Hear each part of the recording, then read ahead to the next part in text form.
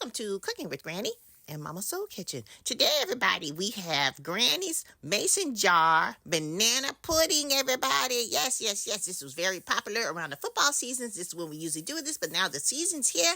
It's spring out there. We have basketball. We have all kinds of things that's happening on TV, and we have also baseball. This is the most perfect thing you guys can prepare, especially for picnic lunches. Yes, everybody. Now, I'm going to tell you this right now.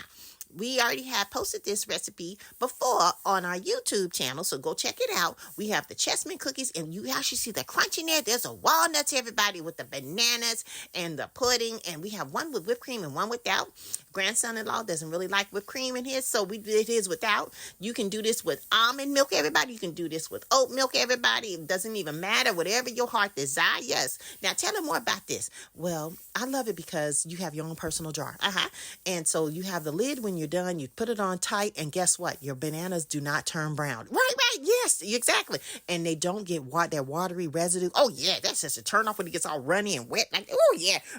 So you put the lid on, and it keeps it nice and safe and all secure and nice and cold, whatever it may be. Make sure you guys follow us on our YouTube channel for a lot more coming soon.